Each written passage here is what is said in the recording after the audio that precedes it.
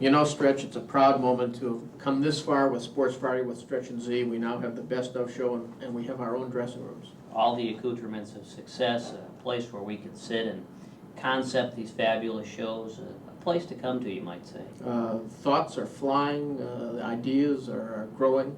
Because this is our first best of show, but undoubtedly the first of many. Well, and what feels best about it is to know that Midwest Sports Channel thinks enough of us to give us our own dressing rooms. 1 minute till show.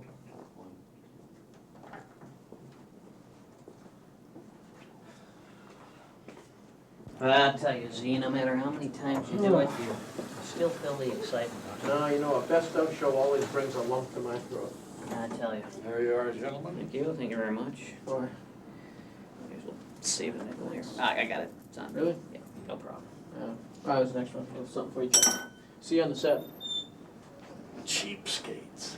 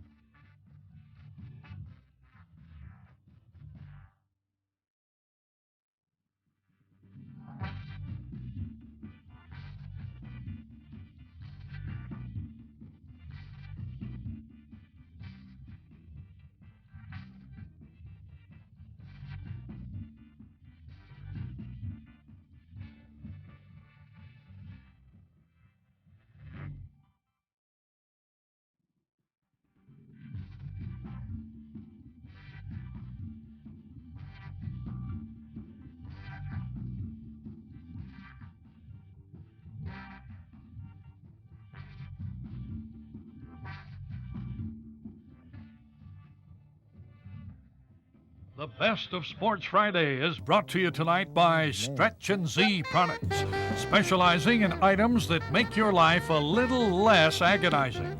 Stretch and Z Products, available wherever you see yellow and black labels.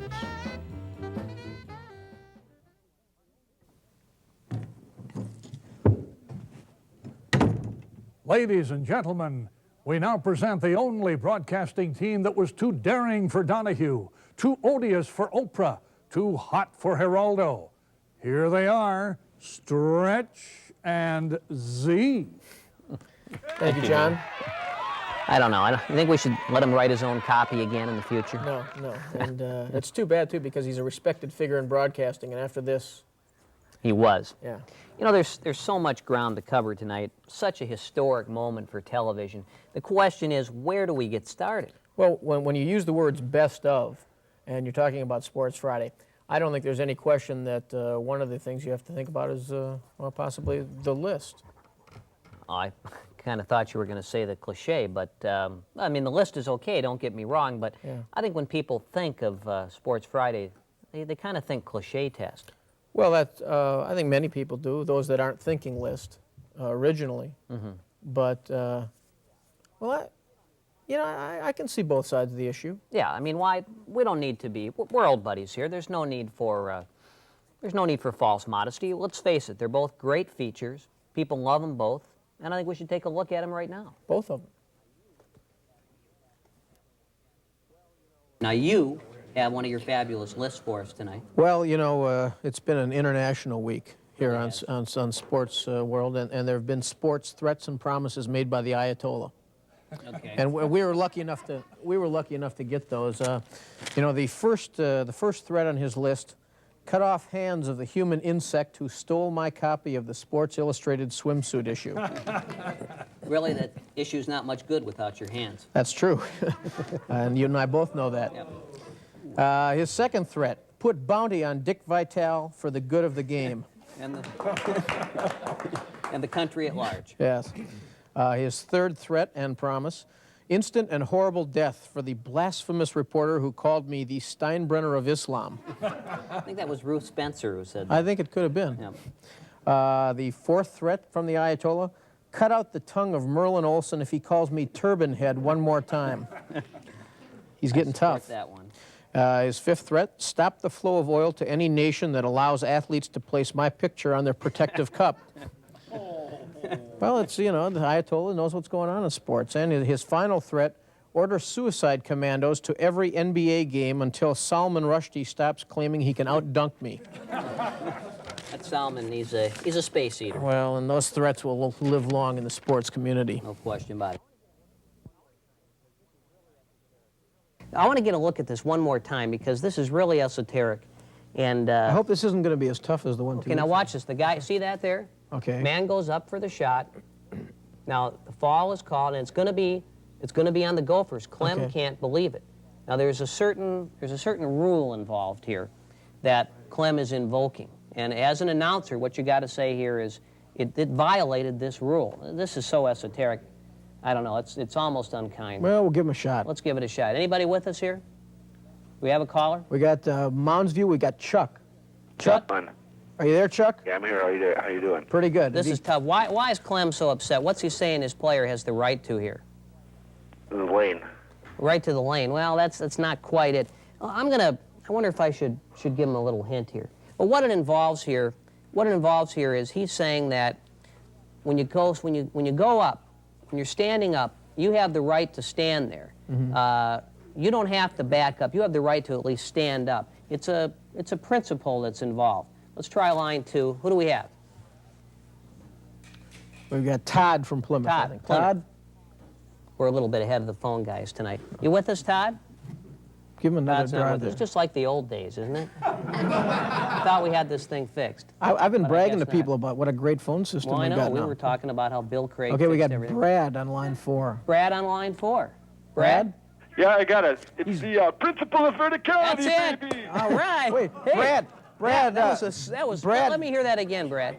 Principle of verticality, baby. He's that's right. Brad, are you related to Dick Vitale? Dick is my uncle. My condolences, Brad. That was a fabulous Dick Vitale. No, Dick's great at family reunions.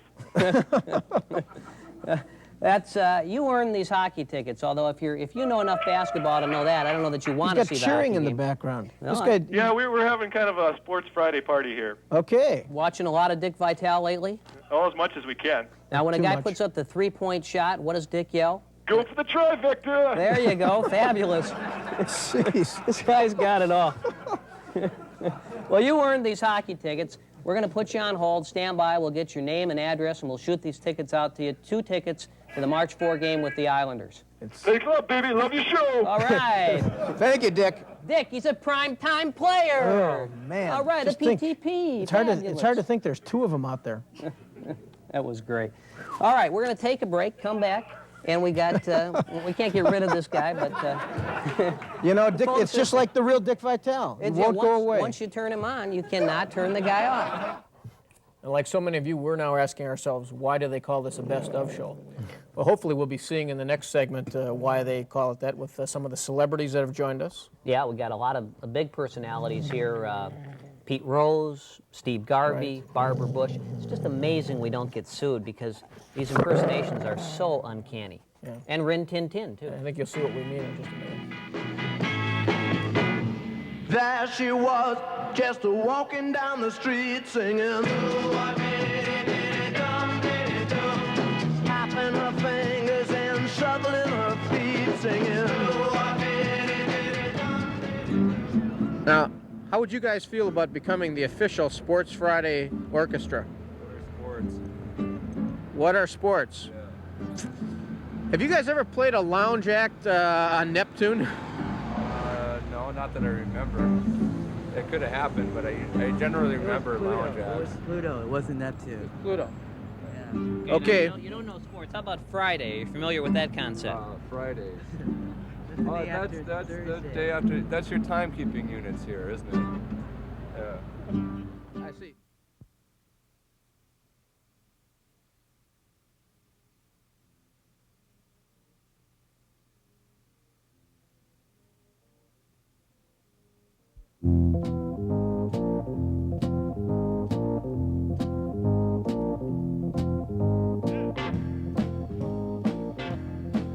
So I got to ask you the question, do you have a gambling problem? Gambling problem? No way. You know, finding a good barber, that's a problem. Now, earlier this week, you were quoted as saying that if I were a gambling man, I'd be willing to bet you that I never bet on baseball. Is that true? All right. So I lost that bet. But I tell you what, I need to get well. So I'll lay you 10-1 that you can't tell the difference between Gunther Tootie on car 54 and Marge Schott. I am still the #1 sports fan and plan to keep my close ties to the world of sports in my new venture. So the next time you see me at the ballpark, remember what this face has meant to sports, and let me hear you yell nice and loud, "Hey, Hal, that'll be 2 with extra mustard." And if you're a little down on your luck, don't worry. You know that I'll be happy to loan you whatever it takes to get you into a footlong with extra relish. At terms so easy, you'd swear you were buying a 75-foot mobile home instead of a couple of tube steaks with all the trimmings. We've done business before. Let's do business again and cheer those twins on to victory while we do it. Hey, get your red hots here. But, you know, it's my belief that every woman in America should have a chance to bear my child. Yeah, and it looks like you've got 2 very satisfied customers with you right now. Well, yes. This is Millie. That's Mary. Oh, Mary, I'm sorry. Whatever. And this is Lucy. That's Linda. Yes. Well, whatever. Now, Mary, tell me, weren't you a little nervous about this whole surrogate experience? Oh, sure. I tried everything, diets, high baths, exotic oils, and I just couldn't get pregnant. Besides, I had talked to Steve's ex-wife, Cindy, and she assured me that it would only take a minute. I see. And what about you, Linda? Well, you know how these things go. With me, it was word of mouth. Mary assured me I had nothing to worry about, and it was true. It was really no big deal. In fact, I did it during the lunch hour and was back to work by 1. Yeah. Just that simple, huh? I hardly felt a thing. That's great. You know, we came close to crossing the line with that piece. I think it was okay, but there was another time, and you know what I'm talking about, that hockey piece. I still think, I don't know, maybe we went too far. Well, the Garvey piece was a proud moment, but the hockey piece with Barbara Bush, I think we taught people some sportsmanship. You know, it just seems like yesterday when we were out there at the Met Center Ice with Barbara Bush and Kurt Fraser.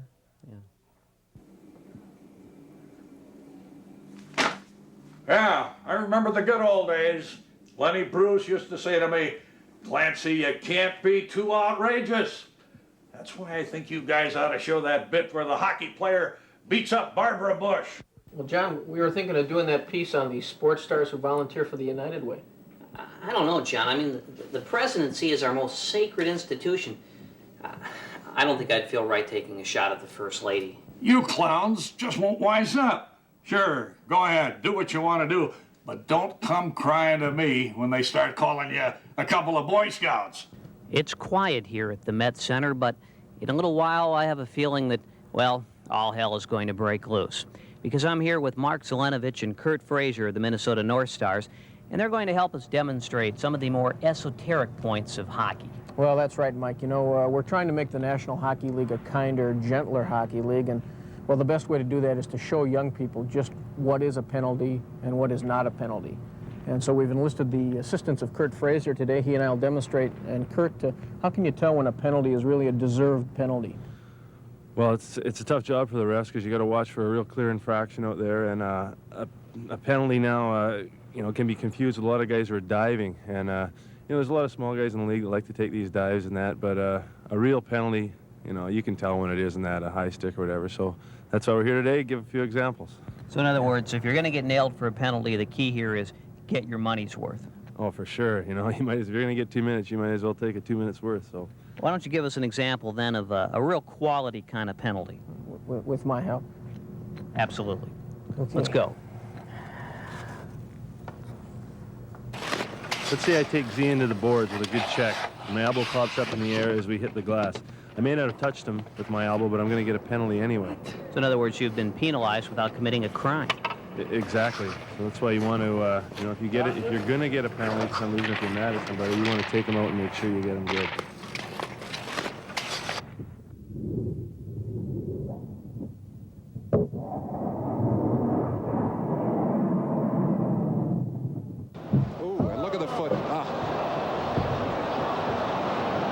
if we want to see that one again.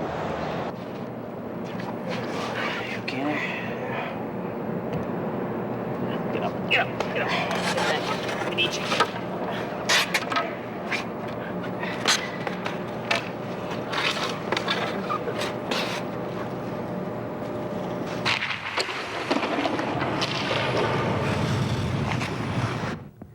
All right, but what about all these penalties that kind of look alike? You got high sticking, slashing, spearing, butt ending. How do I tell them apart? Well, watch closely and I'll demonstrate with Z again. I tell you what, since the National Hockey League is trying to become a kinder, gentler hockey league, I think it might be more appropriate if we called on First Lady Barbara Bush to help us tell the difference between spearing and slashing. There she is over there.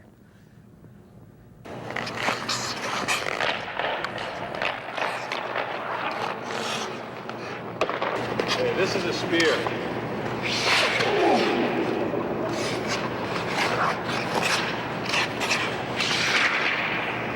This is a slash. Hi, Kurt.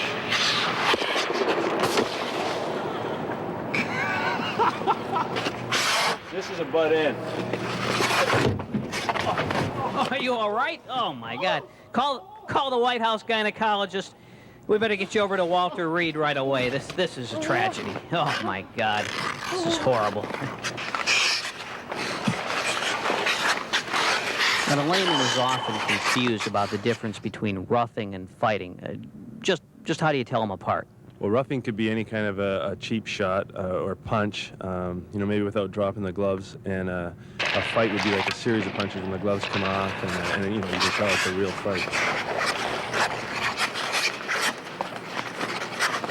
That's it, baby. Stick and jab, left to right, left, right. Beautiful, beautiful. Ooh, nice combination.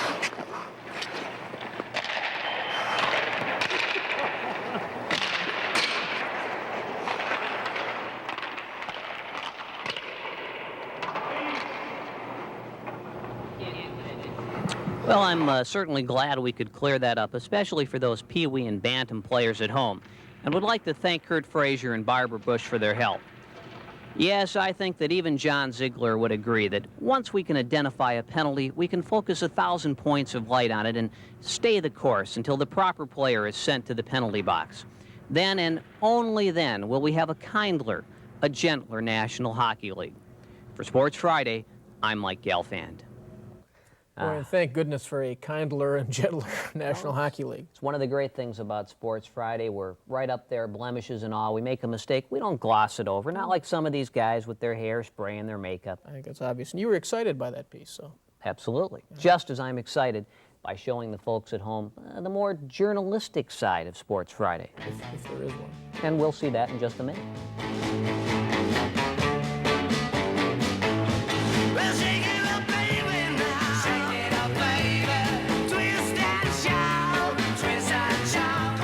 Have any particular favorites who we might have as a guest? Maybe a Tom Kelly, Dutch Kastenbaum?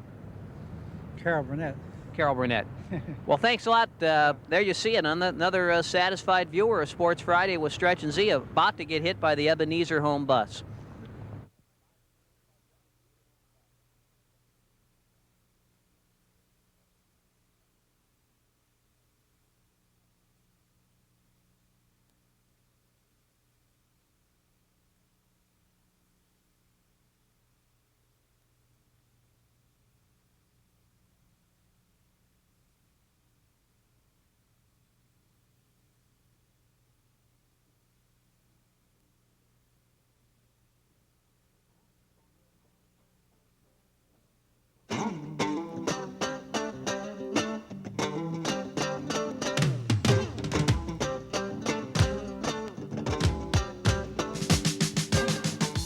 We interrupt this program for a special news report.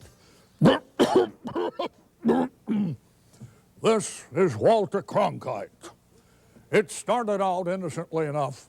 A group of cable operators had organized a celebration to commemorate the last day of business for Sports Friday.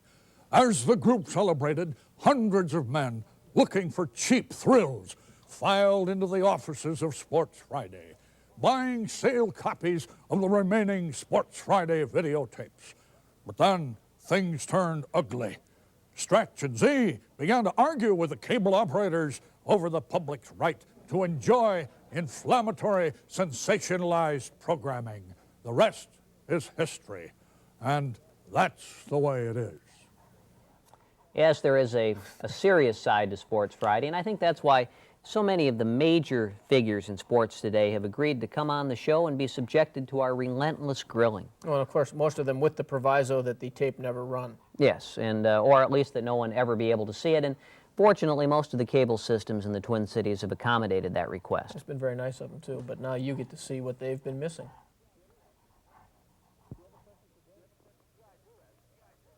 Do you have a question for Denny? Yeah, I do, as a matter of fact. Denny, yes? One question. Do you have what do you think about the fact that maybe like Ferguson Jenkins and Gaylord Perry are apparently shut out of the Hall of Fame? Well, I've got a very valid opinion, I think, on it, too, and a strong opinion. I don't know how a 267 hitter gets in ahead of a guy who won over 300 ball games. John Bench was a great catcher, no question about it, but it's a lot tougher to win 300 ball games than it is to hit 267. And I just firmly believe, and Ferguson Jenkins will never get in. He had the problem, and they'll never let him in. On ESPN a few weeks ago, I saw 5 sports writers sitting around talking about anything they do off the field should not be considered. But then they polled the 5 writers, and 2 of them said, I didn't vote for him because he had a problem. So it doesn't make any sense. He belongs there. Fergie Jenkins or Gaylord Perry certainly belongs there. And I don't think Gaylord will now get in for a long, if at all, until he gets on the old-time list. Yeah. Because there's too many guys coming along, they're going to make it on the first ballot. Well, and then you've got all those knuckleheads who claim that the games that he won were invalidated by the fact that he threw a spitball. Listen, I don't care if you win 350 games pitching against Helen Keller and Stevie Wonder. That's 300 wins, and it takes a lot of ability to do Stevie has that. a little trouble with the high fastball. No, the curveball. But I'll tell you, nobody could go to the opposite field like Helen, you know. The only question was, did it make a sound when she hit it? Sorry I brought it up. It's an existential question, actually. We got, line 3? We've got Jimmy from Brooklyn Park. Jimmy, have you got a question for Floyd? Jay from Minneapolis. Jay from Minneapolis. We'll get you next, Would you change Jimmy. your name to Jimmy? We passed over Jimmy, Jay. but we'll get But I wanted to ask Sergeant Rock, and as one who knows, I wanted to ask him about Z's hair. It's quite popular right now. It looks like it's been cut by a lawnmower that needs sharpening. But a lot of the football players have the same kind of cut, and if you can picture the type of football players that I work with, I accept about anything. Diamond earrings. Even Studwell's hair. You know, I can't stand it. I couldn't believe that these guys wear these pantyhoses to go out to practice to keep their thighs from pulling, and they wear the diamond earrings in their ears. I can't take that stuff, but I've learned to live with it. Jeez. So how do you, now you moved from Indiana. Back door, Murray. So you moved from Indiana. Can't take a cue. I think he's posting up. On my hat. Poor Murray. Be cool, Murray. Murray's cool now. Can you get a shot at got his apple on? Okay. Get him. Well, you notice, Pat, too, that Murray the dog has been shackled while you're here. Oh, that's He's still under control. Conspicuous by his absence. That dog wouldn't last 24 hours in Seoul, Korea. He's got side dish written all over him, doesn't he? Yep. That's soul food. Old and tender. He hasn't moved around a lot. But don't mind Murray there. He's worked up kind of a man-sized He looks like he'd today. make a big enough to play on my defensive line. Look at him. He's available, and I'm his agent, so... And he's failed all previous, passed all previous urine tests, so... He eats like Millard right there.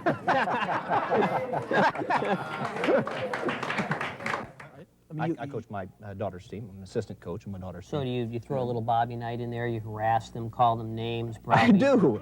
slap them around a little. Murray's not paying attention to this thing. You know, he's an incorrigible player. Ever since he signed that letter of intent, I tell you, He's kind of the Adrian Dantley of Sports Friday. Considered one of the top 10 prospects in Minnesota this year. He's big. Yeah, he's big. He's big. He's like moving the lane. He can fill the lane. He's a space eater. In fact, he'll eat almost anything. Oh, That's look. the great thing about Murray. What's Murray doing now? No, he's just drooling a little just bit. drinking. Drooling. That's all. God! That's his trainer That's there. awful. All right. God! Cut! Now, do these... This is the worst show in America. There are not many shows that could combine sports knowledge with the care and feeding of an animal. Well, except the post-game Viking shows. By the time I was in my 10th year of managing, when I got up in the morning, I tried to remember what I wore the last time we played this team, how we did, what I ate for breakfast, how I held the phone, what hand I dialed the phone in, what I drove, which road I took to the rink, what station I had on. Doesn't everybody do that? It gets to the point, I'd come out and I'd walk around the chair 4 times this way, 4 times that way. If they scored first, I'd come up and do 2 each way. And then when I was walking out from the press room, if we were at home, I didn't want to see the opposition first, so I'd turn my head. And, I mean, let me tell you, by the end of the night, I was tired, and I didn't even play. So. Well, did you just get to a point where you sat down and said, you know, I think I'm a fruitcake, or I mean... Well, yeah, exactly. Should they move off campus, I'm in agreement with Rick Bay that they should not do that. Do you speak to Rick Bay very often? Yeah, Rick and I were office next to each other in Michigan. He was the wrestling coach, and I was the assistant Could you give him coach. a call and ask him to come on this show? We asked. He has avoided you so far? Well, Rick's kind of paying the same attention to us that those cheerleaders in high school did. It seems like their Fridays are kind of booked for about the next 10 years. So, yeah. You know, and our complexion is cleared, and it's still not available. I don't know what it is. I think we. Do I get a finder's fee if I get in here? Right, you get a lunch with Sid. The same Sid. as I'm getting tonight? Right, exactly. Okay. Lunch with Sid at Vashon's. Okay. So the other schools do the same. So every time one of the other 4 teams in the tournament wins, we get 1/9 of $125,000. So now, if you get past the second round, would you be thinking about the new sport coat? Well, that's a. Do you think I need one? Is that what you're saying? Yeah, you know, I mean, I'm not knocking the one you're wearing. I'm just kind of curious. Actually, I asked my wife how this would look on television. She said she thought it looked fine, but evidently she was wrong. It's great because it's kind of like camouflage with the chairs around you. Well, I'm not the interior designer. I can't be responsible for the basketball team and the lobby at the same time.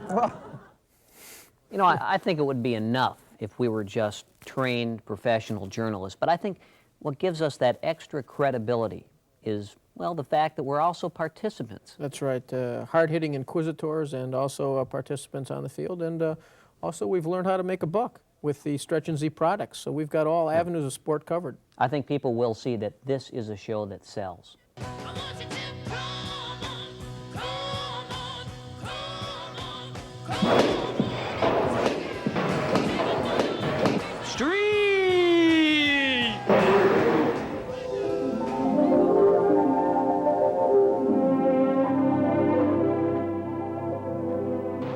Whether they like it or not, guests of Sports Friday receive the Stretch and Z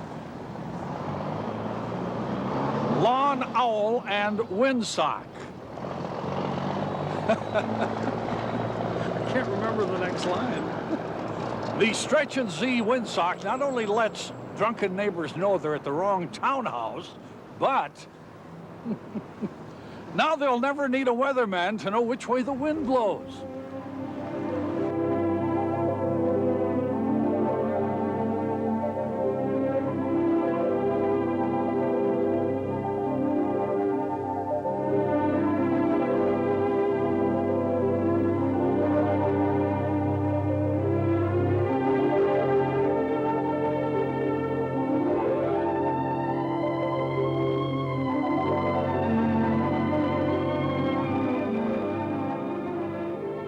Stretch and Z Lawn Owl, available at better liquidators everywhere.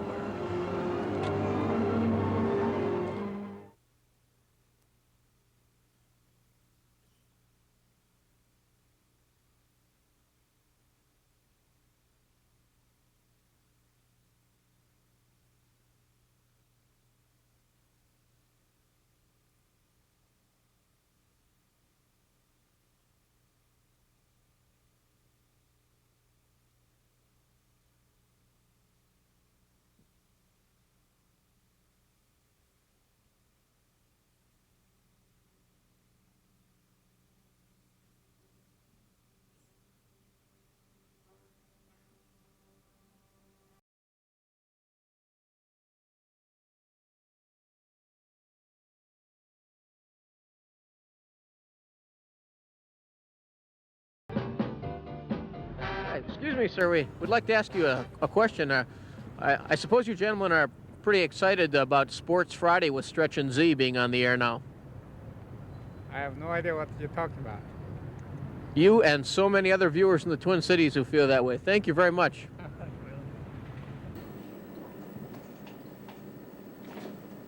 Are you guys ready to get down to business yet? You know the babes, the scandals, all the good stuff. Don't you think we'd be letting down all those young viewers who kind of look up to Stretch and Z as role models? And think about the guys in management here, John. The guys who they've stuck with us through thick and thin. What about Mr. Rupp? Hey, I've got the Rupster in my hip pocket. What about your reputation? Yeah, what about your Sunday show? Get wise, you potato heads. Forget that public service stuff. This is where the action is. Unless, of course, you wimps aren't up to it. I suppose we're just going to have to look at another milquetoast bit like that one you did in the batting cage. What's wrong with that? But don't forget, someday I'm going to take control of this industry. Then you'll run the bits I tell you to run. I thought it was a good piece. I mean, sorry. I didn't want to offend anyone. I just thought... It's quiet right now at Grand Slam USA, but in a few minutes, I've got a feeling all hell is going to break loose. Well, Stretch, I think that, well, all hell might break loose here because, it's springtime, and I hear the call to play ball. And that's just what we're going to do in a minute. We're going to step into the batting cage. Todd Johnson is here with us, the proprietor here at Grand Slam USA. Now, looks like a piece of cake. What can we expect? Well, it is a piece of cake, Stretch. We can pitch the strikes, and it's up to you to hit them. Now, how fast is the ball going to go? Right now, you're going to hit about a 55-mile-an-hour pitch. 55 mile an hour. That's like a Scott McGregor curveball. This is going to be a piece of cake. Scott McGregor fastball. This is nothing. This will be like hitting Shane Raleigh on his worst day. I think we have an idea of how easy it's going to be because Mr. Bemis is about to step in here, and I kind of have a feeling that if he can hit the ball, pretty much anybody can. Yeah. All right, buddy, let's see you hit it. Yeah, come on, Bemis. All right. Try not to get a hernia in there, pal. Yeah, so you look like Joan Collins. Hey, nice going, huh?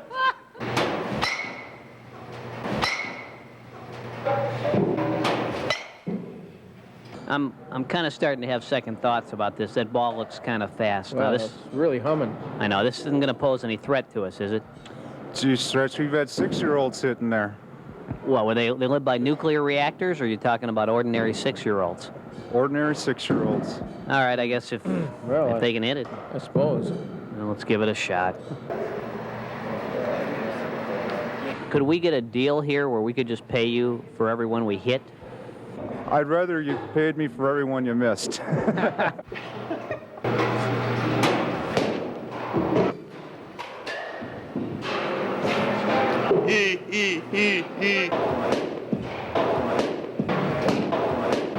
Street!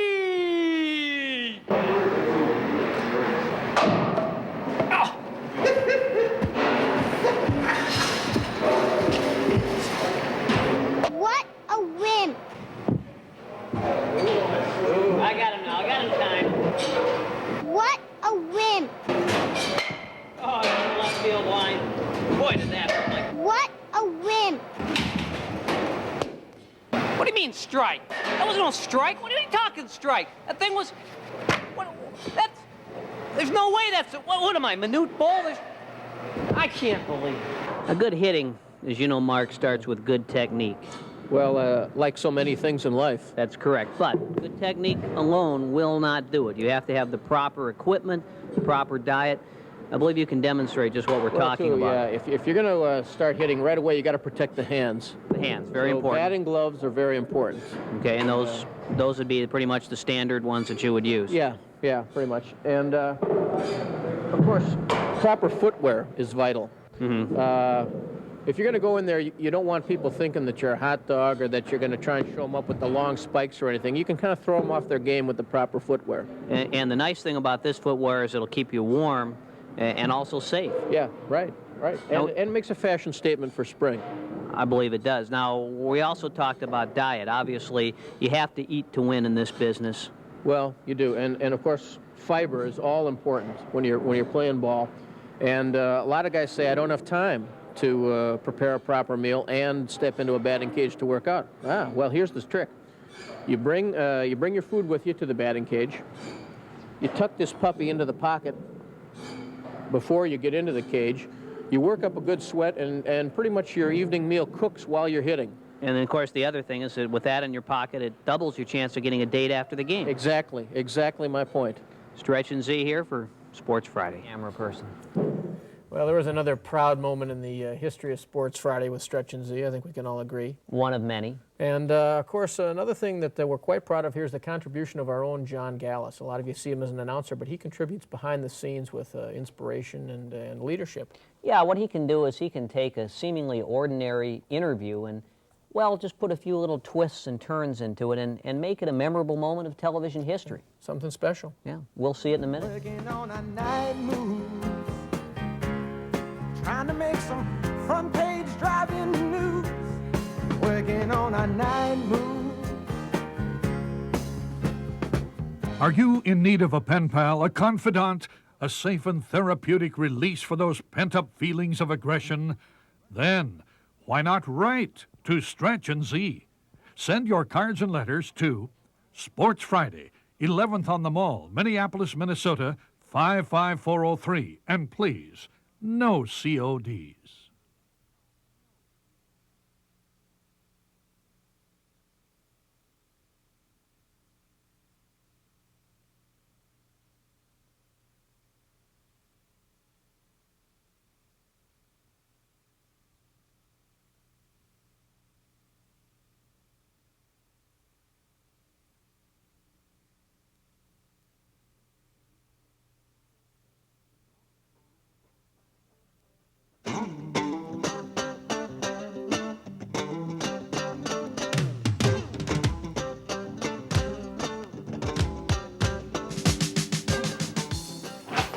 Yeah, I saw that Sansevere piece, but it's the same old stuff. Bunch of talking heads. Say, why don't we jazz it up a little bit? Let's do a gonzo job on the kid.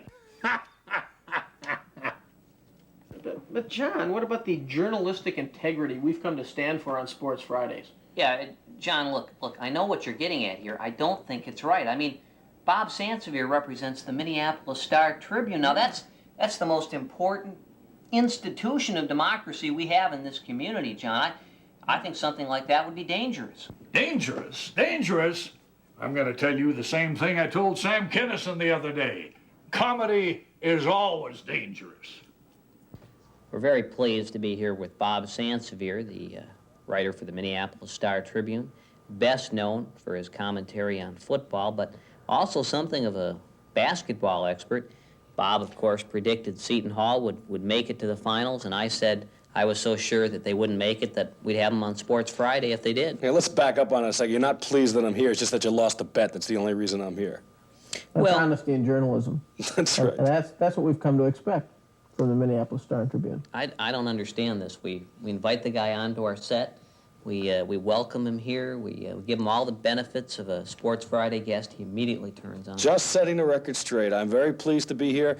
I want to tell I love the set because I'm flashing back. It reminds me of an old apartment I had. I'm sure you've had a few people who've had that, but I like this. It's cozy. Well, and we live here when we're not doing the show, so. When you're watching it on TV, it looks like it's somebody's living room you just walked into. It's great. Well, that's the way we intend it, nice and cozy. Now, do you have any thoughts about your future as a newspaper guy? I don't think it's going to be that big. If you were to leave the newspaper business today, what do you think people would say about you? Just the guy who got out when it was time. Well, Bob, as a youngster, you grew up in New Jersey, but I know that you followed sports and news all around the country. What were your early impressions of Lee Harvey Oswald? My idol when I was a kid. Is that right? I figured anybody who can make a living doing what he was doing without knowing anything about sports, he's my kind of guy. Bob, I understand that when you were a kid, still, in fact, in junior high school, there was a guy who lived down the street from you who kind of took an interest in you and nurtured your career as a journalist. Can you tell us a little about him? Real bad situation if he came here. I don't think the guy should have been allowed to come here, and he wasn't. Because he's a convicted rapist. So you wouldn't have any particular role model? If you look around the country, you won't find many, if any, people who, like Sid, that type of journalist. I looked at your notes before. He is an egomaniac, and I'll tell you, he's arrogant and he's abrasive, and he may get a copy of this. I'm not going to say anything else. What kind of behavior can get you fired at the Star and Tribune? Probably if I sat here and ripped Sid. Well, Bob, now you've covered some unusual stories. I know you covered that Native American gay football league in North Dakota, and I believe you had an interesting comment on that. There was a running back the Giants had drafted years ago, and he had, to give you an idea how smart he was, he flunked out of Oklahoma. And he wound up going to a Central State, Oklahoma, and one of the linemen probably summed him up best when he said, here's a guy that he'd be great if we could put arrows on the butts of all the linemen. Oh, God, I hope he doesn't give us that boring old story about the high school coach who wanted to hit him. I was covering a high school event years ago when I was, like 10 years ago, and a high school coach, not only did he threaten, see, people, when they threaten to kill you, it's one thing, but when they come after you and start swinging, that's another thing. That's probably the time I was most fearful for my life. He had to be restrained by a few people. Bob, as an investigative reporter, you've covered many things outside of football. Could you tell us a little bit about your achievements in uncovering the Jessica Hahn affair? Whenever I read my own stuff, I'm amazed at the ability I have to get to the bottom of things.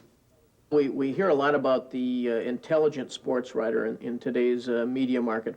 Could you tell us just what is your IQ? I think it's .0653 or 4. I was just looking that up yesterday, as a matter of fact. I suppose now we're going to hear for the 1 millionth time how he picked Harvard to win the hockey tournament. I don't follow hockey that closely. I'm the first one to admit that, even though I did pick Harvard to win the NCAA hockey after having seen 2 college hockey games in my life. How do you feel about your readers? Basically how stupid some of them are, because they're just such bobos. What do you suppose that your sources, the people you're on an intimate basis with, how do they describe you? Oh, I'm sure they rip me to shreds. I mean, even the ones I get along with and like and have a good rapport with, I'm sure that they rip me. Any particular story or column stand out as something you're most proud of? Something I'm most proud of. There's probably, I enjoy doing feature stories because you take some time to work on them. Well, one thing I know for sure, that wretched piece he wrote on Lawrence Taylor was one of the worst pieces of drivel I've ever read in a newspaper. Actually, one story I really enjoyed was Lawrence Taylor's rookie year. I spent a lot of time with him and talking to people that he knew, and what's interesting now, in retrospect, the way he's changed. I mean, he was the greatest kid in the world coming out of college, and now he's, his whole view of life has been skewed. I think living in New York has done it, and just the media out there has done it, but he's done it to himself, too. What would you say is your single biggest difficulty in writing a good story? Constipation, at times. We hear a lot of talk about Huffman making a comeback. Do you think they could find a defensive lineman that he could dominate? Well, we'd probably have to dig up Mamie Eisenhower to do that, and I don't like getting my hands dirty. Well, Bob, in the National Football League, you're certainly around a lot of gorgeous cheerleaders all the time, and being a real man like you are, I was wondering if you could tell us your dating preferences on the NFL circuit. I'd probably opt for the barnyard animal. Any one in particular? I'm not really that particular when it comes to barnyard animals. Probably a smaller one so I could be the dominant. What did Floyd Peters say when you asked him that question? Same thing. He mentioned you, but... I told him never to talk about that. Bob, a lot of kids out here grow up dreaming about being a big-time metropolitan journalist. Frankly, you are their role model. Can you tell them when you finally get to cover that big story, the Super Bowl, what do you like to wear? I'd probably go for the low-cut sequin. I think it shows off, it's kind of nice and breezy. Though you can't wear it anywhere to any event. What about the Bob Sansevere at leisure? What do you like to do after a hard day at work? Jerk. Well, now, Bob, you've covered the National Football League for a number of years. You've been a writer. You've experienced that. I know you're known as a Renaissance man. What do you think your next endeavor will be? a great Atlantic and Pacific Tea Company, the A&P back in New Jersey. Well, we really want to thank you for coming by today, for your candid and, quite frankly, often shocking answers. It was a pleasure. We do appreciate it, and we hope that when you get back to the Star and Tribune, you will say hello to Sid for us. And maybe goodbye, too, based on what you said about him. Well, the pleasure was all yours. Thank you. Well, I know that was a highlight for both of us. I mean, other journalists get to investigate the background on Ted Bundy or Richard Speck. We got to do Bob Sansevere. And you know, somehow the public's right to know seems a little less sacred tonight. Well, and probably they'll be demanding that they don't know in the future. But you know, this is more than just a journalistic show. This is also a variety show. That's right. We like to entertain. And in a minute, we'll do just that. Most guests on Sports Friday receive a pair of genuine Stretch and Z rubber gloves. The perfect rubber glove for all occasions. Whether you're performing a delicate medical procedure, attending a party with broadcast executives, or just dressing for your own amusement, you'll be happy you're wearing genuine Stretch and Z rubber gloves.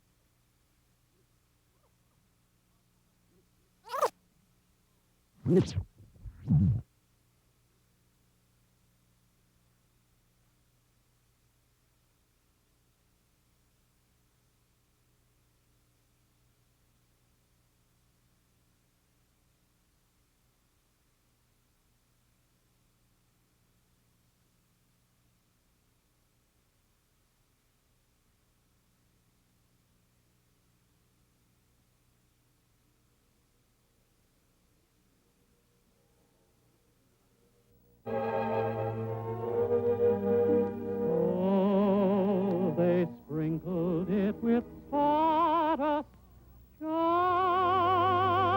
to make the shamrocks grow. The voice is unmistakable, the face unforgettable. He's touched millions of hearts throughout the world, and now, through this special TV offer, Sports Friday presents the video treasure of a lifetime, John Gallas, All My Best. From his legendary role as Clancy the Cop to his breathtaking frolic with Bo Derek. The whole family will laugh and love their way through every minute of this very special collection. I can't remember the next line. Enjoy the genius of a master craftsman in such inspired portrayals as the Caped Crusader, the Sky-Walking Caucasian, and of course, his many other memorable performances with the incorrigible and often misunderstood mainstays of cable TV, Stretch and Z. I can't remember which hand I had it in. Sieg Heil! John Gallas, All My Best. It's the culmination of a brilliant career by one of the great character actors the world has ever known. And it's yours for the amazingly low price of just $39.95. Yes, $39.95. The offer includes John Gallas, the thrill seeker, as he plummets to Earth at speeds in excess of 200 miles per hour. Watch John as he wrestles alligators in central Louisiana. And don't miss John's historic journey into space. That's one small step for man, and one giant leap for mankind. This video is very special to me, and I hope it's special for you, too. No home should be without this extraordinary work. Available on VHS. Don't wait. Order yours today.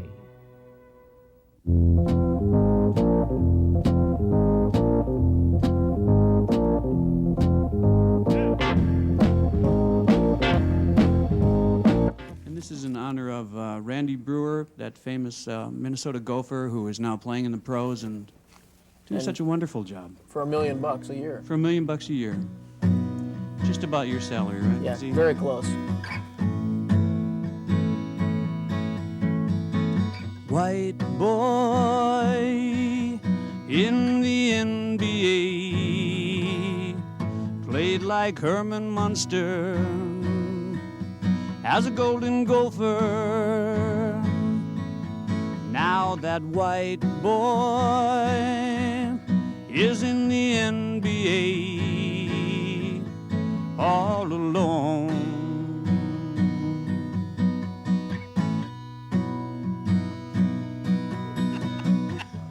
White boy has hands like 2x4s. Sometimes he catches it in the store.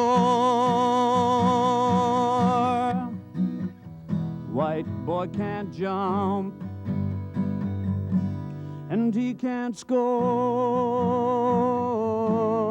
He can't score. He can't score. Big finish here. Stretch, can you help me with this? No. Taking it out? Everybody now. White boy in the NBA. White boy. Here's the fade. In the NBA. Well, Mark, the lights have been turned off. The audience has gone home. And for most folks, I guess it's a time to rest, but not for us. No, we can't be turned off because we know the job is not finished here at Midwest Sports Channel until the last bulb is out, until the, well, quite frankly, the last spot is cleaned up. I guess we better get back to this. Boy, these people can't Hey, be Scuzz. I want this Excuse place me. clean. It really was a mess last time when I came out of here. Would you do something about it? Well, sorry. we've been working through shifts. It's really tough. Get this the best we can. Here, I'll get it over.